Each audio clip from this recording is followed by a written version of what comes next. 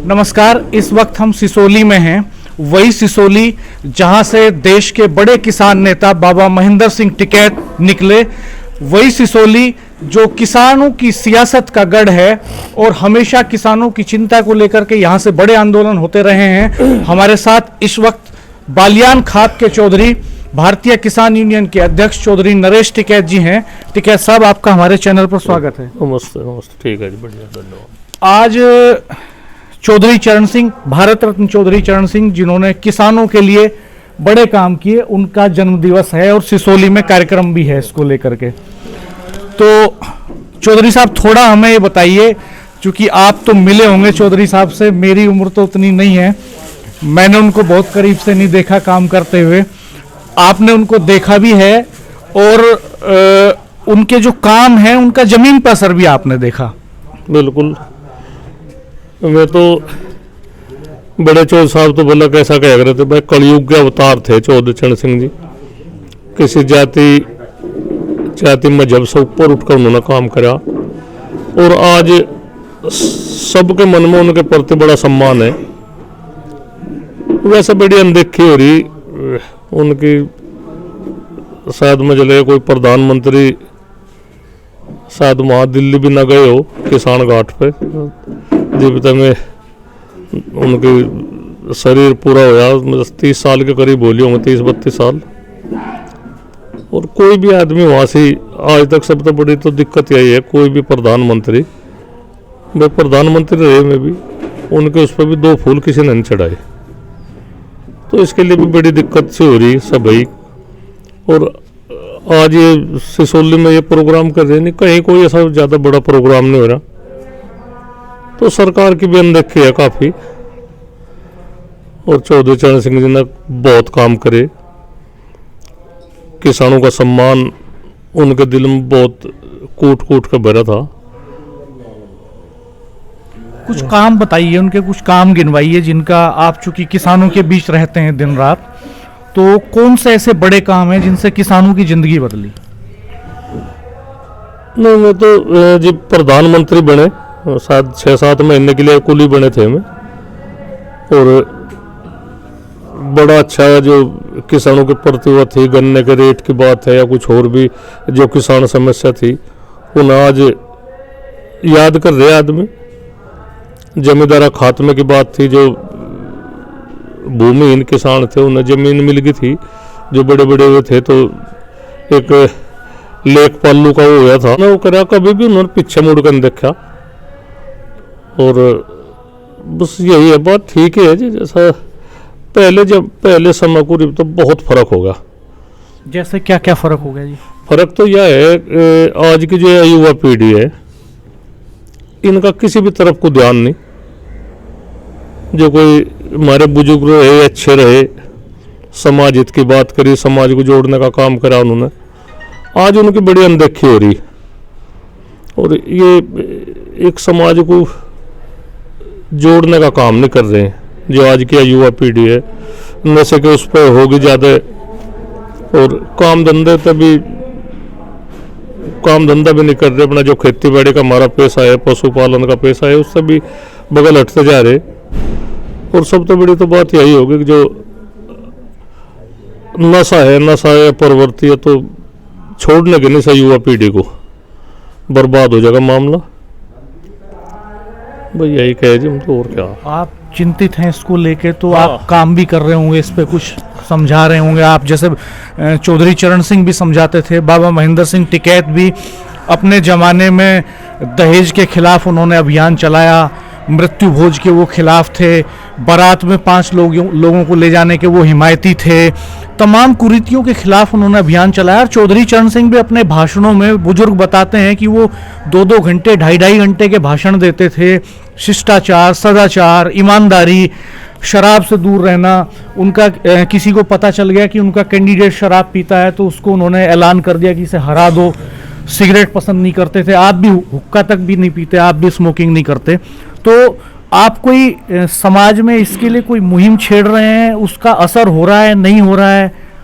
देखो, अच्छी बात तो समाज में चलती रहनी चाह, उसका असर पड़ो ना पड़ो वो तो हमारी सोच नहीं। पर एक है जो अच्छी बात है, समाज में जो कुरीतियाँ है उसे तो हम चला रहे। कहीं कुछ भी बात हो, कोई पंचायत हो, कोई कुछ भी हो, जहाँ भी 10 आदमी इकट्ठे होंगे तो वहाँ हम हमेशा यही कहे भाई अपनी बात पीछे हटाने सीखो, उल्टे हटाने सीखो। कहीं जिद वाली बात नहीं, कहीं कुछ भी बात हो, आप लोगों को एक जगह रहना सहना, बहुत परिवार बर्बाद हो लिए, तो इसमें भी जिक्र शिकर हो जा।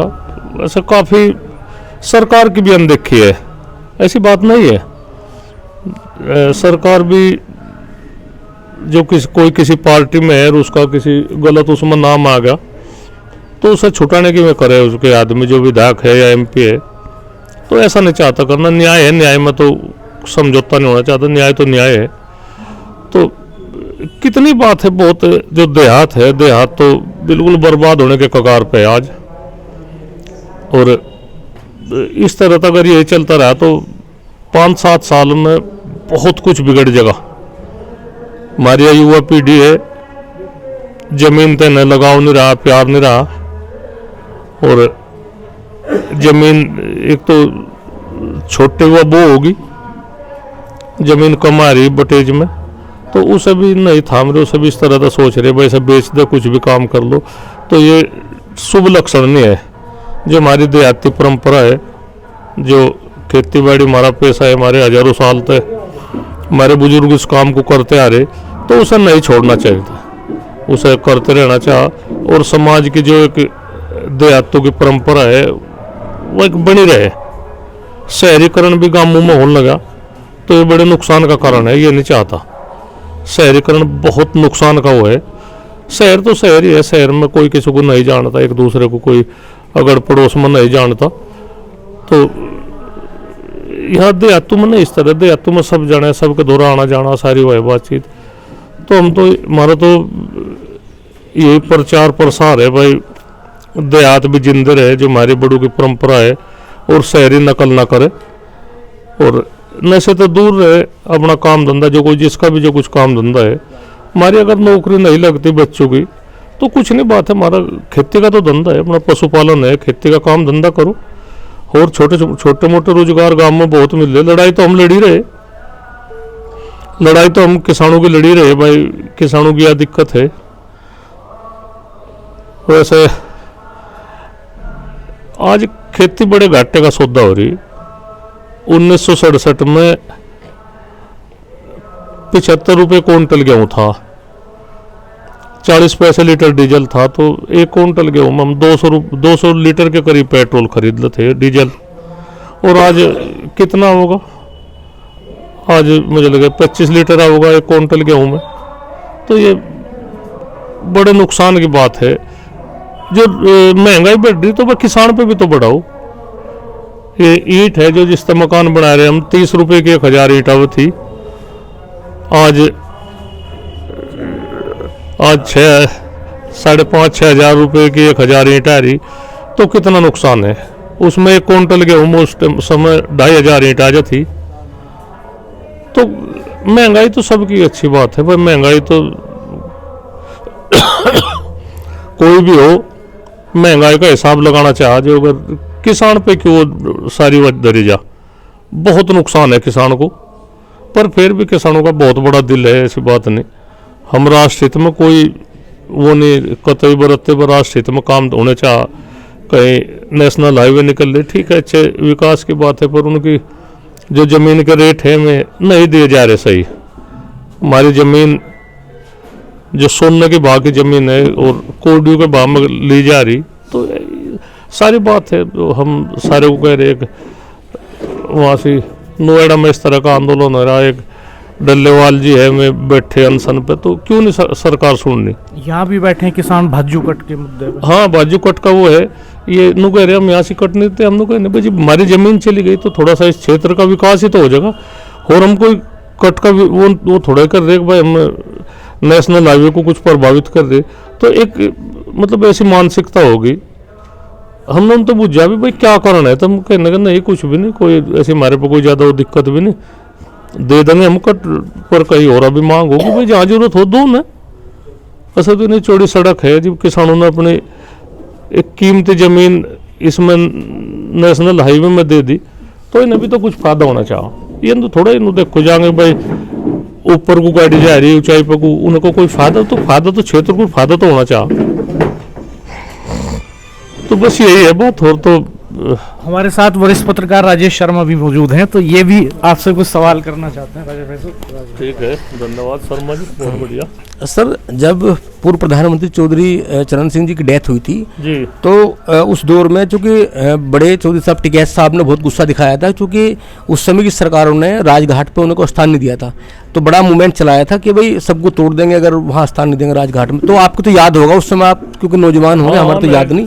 तो क्या था वो किस्सा जी? वो ऐसा था वे कहने के वहाँ से जो केंद्र सरकार थी उस दौरान में, शायद कांग्रेस की थी, उन्होंने कहा भाई इधर कहीं भी ले जाओ, कहीं भी दाह संस्कार कर लो चौधरी चरण सिंह जी का, और हम यहाँ से कोई जगह नहीं देंगे। तो क्यों उस दौरान में बहुत बड़ा जनसमूह था, कई लाख आदमी थे, करोड़ों की संख्या में आदमी हो रहे थे वहाँ से चौधरी चरण सिंह जी के उस पर। तो टिकैत साहब ने तो उन्होंने कहा था भाई अपने बाण और फावड़े यहाँ ले आओ, हम किसी की यहाँ से छोड़ने के नहीं, सब जब इसे प्ले नहीं कर देंगे। तो जब सरकार को महसूस होया कि भाई इस तरह की बात ये कर ही देंगे, तो उन्होंने जब जगह दी थी वहाँ से, और काफ़ी रोड़ा था, बहुत ही आदमी थे। तो एक भाई प्रधानमंत्री तो मैं भी रहे और भी प्रधानमंत्री रहे, तो जब जगह दी थी उन्होंने वहाँ से, तो बड़ी किसानों की बहुत बड़ी जीत है। उसे सभी किसान याद करें कि भाई हमारे बड़ों ने बड़ी मेहनत करके किसान घाट एक अच्छा लगे। किसान घाट का नाम जो सुने एक बार किसान घाट बना, तो दिल्ली में भी किसान घाट एक अच्छा है, किसानों तो जुड़ा हुआ, तो अच्छा लगे। अच्छा, क्या लगता है सब अभी जो कि आप तो जयंत चौधरी जी सरकार में शामिल हैं, और यहाँ मुजफ्फरनगर उन्होंने रैली में कहा भी था कि इस बार 400 के पार जो गन्ने का रेट, तो लग रहा है कि उन जो उन्होंने घोषणा की थी, मतलब कहा था ऐसा हो सकता है, उस पर कुछ ये सरकार अमल करेगी? नहीं, एक तो बताओ जब सरकार में साझी है मैं, और तो अच्छी सोचनी चाह किसानों के हित के लिए बात। 400 की क्या ज़्यादा बड़ी कोई ऐसी बात थोड़ा है। 400 तो पार, तो वहाँ से पंजाब में 400 तो पार हो रहा, 400 रुपये क्विंटल हरियाणा में है, तो यही क्या कुछ ऐसी बात है कि भाई हाँ। और जगह जगह आंदोलन हो रहे, गन्ने के रेट की मांग हो रही, तो इतना खर्चा गन्ने पर होगा तो जायज बात है भाई, रेट बढ़ना चाह। रेट तो जो जितने लागत आ रही, तो कम से कम 550-600 रुपये बैठे, पर एकदम इतना रेट नहीं बदलना चाहता भाई वो है। पर जो सारा हिसाब देखे, सारी लागत देखे, तो 600 रुपये करीब गन्ने का रेट होना चाह, जितनी महंगाई के हिसाब से जो वो देखे। आज गन्ने की फसल को भी छोड़ रहे किसान, इन्हें भी रास्ता नहीं पा रहा, हम क्या करे तो करे क्या। दूध उत्पादन है जो देहात में, एक खेती के साथ साथ एक यूं भी रोजगार है, और ये भी कुछ नहीं 50 रुपये 40 रुपये लीटर दूध, इतना पशु को बांधने की, खोलने की कितनी मेहनत करने की बात है। तो वो भी कम से कम 100-110 रुपये लीटर तो चाह दूध का भी रेट, जिससे एक थोड़ा सा रोजगार ये भी मिल जाए। यहाँ तभी खेती के साथ साथ हम खेती भी कर रहे हैं, थोड़ा दूध का भी उत्पादन हो जाए और दूध शुद्ध दूध मिले, तो बात तो बहुत है। पर सबसे बड़ी बात यह होगी जो किसानों की अनदेखी हो रही, देहातों की अनदेखी हो रही, ये अच्छा नहीं है। चौधरी साहब, जब हम सुनते हैं टीवी में, समाचारों में, तो बहुत सारे केंद्रीय मंत्री कहते हैं कि अब किसानों की आय दोगुनी हो गई। तो दोगुने कहाँ होगी दोगुने? या तो जमा मत भी चली गई हमारी। तो प्रधानमंत्री जी मेरठ की रैली में 2014 में कहा था उन्होंने, अगर हमारी सरकार होगी तो गन्ने का रेट 450 रुपये क्विंटल कर देंगे हम। और आज 11 साल हो लिए उनकी सरकार को, तो क्यों नहीं कर रहे भाई? हम तो इसी इंतजार में थे। अगर ना कहा हो तो वहाँ का कोई आप लोग तो निकाल सको, जो रिकॉर्डिंग है उस पंचायत की क्या हुआ उसमें, तो क्यों झूठ बोल रहे प्रधानमंत्री भी? इन्हें किसान का हित नहीं है, किसानों को बहुत काफ़ी अनदेखी है, जो बहुत ये शुभ लक्षण नहीं है, अच्छे लक्षण नहीं है। किसान तो इस देश की रीढ़ है, किसानों को तो उभारना चाह। किसान किस तरह से अपनी मेहनत, खून पसीने की कमाई थे, मेहनत से अपना ये काम कर रहे। चौधरी साहब, हजारों किसान इस समय सड़कों पर बैठे हुए हैं, आज ऐसी भी क्या सुना- मजबूरी है कि सरकार उनकी बात क्यों नहीं, उनसे बात क्यों नहीं करना चाह रही? बे तो सरकार की भाई बात ही सरकारी तो जान सके आप लोग। जो जिम्मेदार है, जो सरकार में जिम्मेदार है, तो उन तो बूझ नहीं चाह बात। भाई क्यों बैठे हैं किसान? कोई किसान खुशी में तो बैठ नहीं सकते। किसानों को कुछ समस्या ही होगी जो वे अपनी आवाज़ एक बिल्कुल शांति के तरीके से, गांधीवादी तरीके से किसान अपनी आवाज़ उठा रहे, उनकी सुनी जा रही, और इन पर आरोप और तरह तरह के आरोप लगाए जा रहे, कोई आतंकवादी, कोई खालिस्तानी, कोई पता नहीं क्या क्या क्या क्या। तो किसान तो हंस कर टाल दे सकते, चलो पता नहीं इनकी मानसिकता ऐसी है। तो ऐसा ना करें, ये सब इस्तेमाल देहातों पर लग गए करन।